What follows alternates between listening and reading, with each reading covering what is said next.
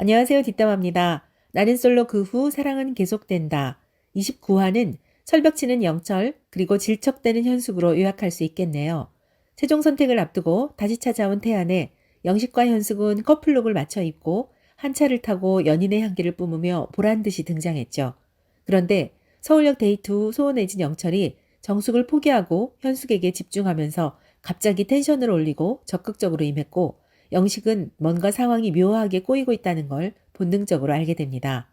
바로 눈앞에서 영철과 현숙이 꽁냥거리는 모습을 지켜보던 영식은 페이스를 잃고 술에 취해버렸고 현숙은 그 틈을 놓치지 않고 영철에게 플러팅을 날리죠.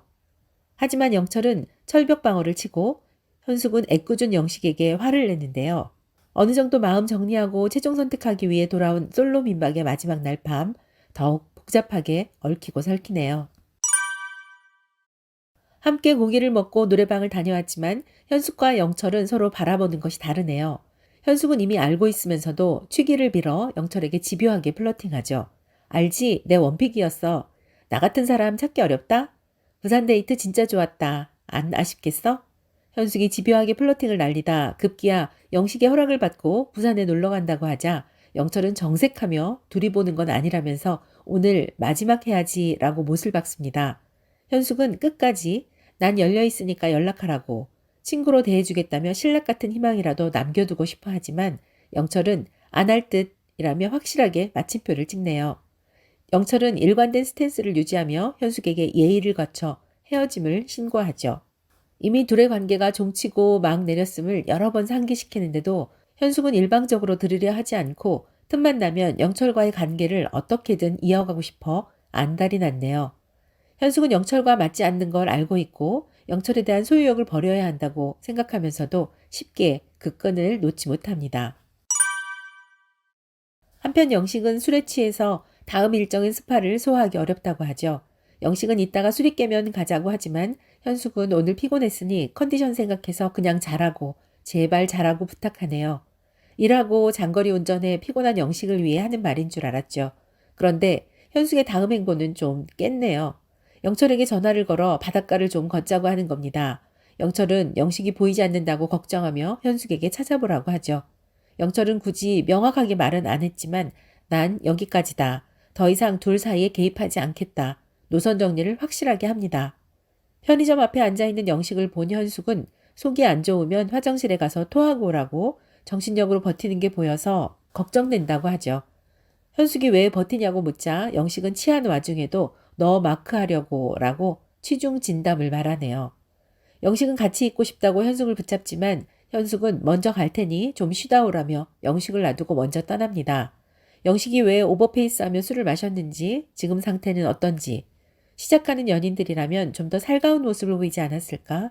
만약 술에 취한 사람이 영식이 아니고 영철이었다면 현숙의 행동이 어땠을까? 그런 생각을 해봤네요. 잠시 후 영식이 영철에게 전화를 걸자 현숙은 다시 한번 영식을 찾아가게 되죠. 현숙은 영식을 보자마자 왜 영철에게 전화를 하냐고 들어가서 잤으면 좋겠다고 합니다.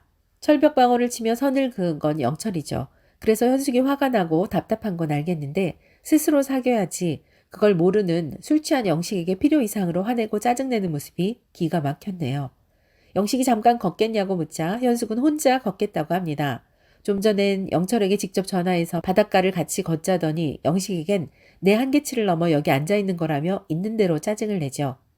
영식은 얼른 술을 깨서 어떤 상황이었는지 설명하고 싶었지만 현숙이 대화를 단절해 답답하고 속상해합니다.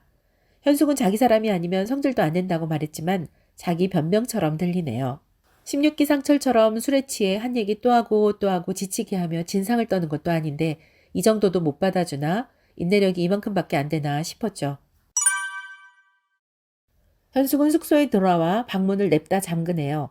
철벽 방어를 치는 영철 앞에서 보란 듯이 너 없어도 난 잘 살아 라고 보여주고 싶었던 영식은 술에 취해 자신의 몸도 가누질 못하니 이래저래 화가 나고 답답한 걸까요? 누가 먼저 시비 걸어서 한 대 때려주기를 기다리는 심정 같아 보였어요.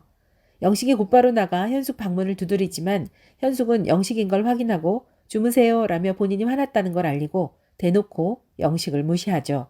사실 영식이 그 정도로 뭘 잘못한 것 같진 않아 보이는데 현숙은 영식이 술 취하는 걸 걱정하는 게 아니라 짜증을 내는 것처럼 보이네요. 더군다나 그 숙소는 다른 참가자들도 있어서 이들의 대화를 모두 들을 수 있기 때문에 영식에 대한 배려가 부족해 보입니다. 짜증나는 본인 감정에만 충실한 현숙. 주변 사람을 돌아보는 마음 씀씀이가 좀 아쉽네요. 다음 주 예고 영상을 보니까 영식은 본인이 술 취해 소통 못하고 잘못한 게 있지만 현숙이 본인 마음을 이해 못하는 걸 서운해하고 현숙은 영식이 꼴도 보기 싫다며 대화를 거절하죠. 어떤 분들은 현숙이 마지막 밤이니까 영철과 마지막 대화를 해보고 싶은데 영식이 잠 안 자고 자꾸 성가시게 발목을 잡아서 화가 난 것 같다고도 하고 또 어떤 분들은 이제 더 이상 영철에게 뭘 어쩌볼 수 없는 상황, 이제 정말 마지막이라는 걸 인정해야 하는 현실이 안타깝고 화가 나서 만만한 영식에게 화풀이한다고도 하는데요. 확실하게 선을 긋고 더 이상 여지를 안 주는 철벽남 영철과 틈날 때마다 플러팅을 날리며 기회를 엿보는 질청녀 현숙. 그 사이에서 이유도 모른 채 동네북처럼 당하고 있는 영식. 예고 영상에서 눈물 콧물 흘리는 걸 보니 마음이 짠해지네요. 사랑은 움직이는 것이라고 하던데 현숙과 영식의 마음은 어디에 정착할지 또 다른 변화가 있을지 궁금해집니다. 이번 영상 어떻게 보셨는지 여러분의 소중한 댓글 부탁드립니다. 영상 끝까지 봐주셔서 감사합니다. 여러분의 구독과 좋아요는 뒷담화 채널에 큰 힘이 됩니다. 오늘도 고맙습니다.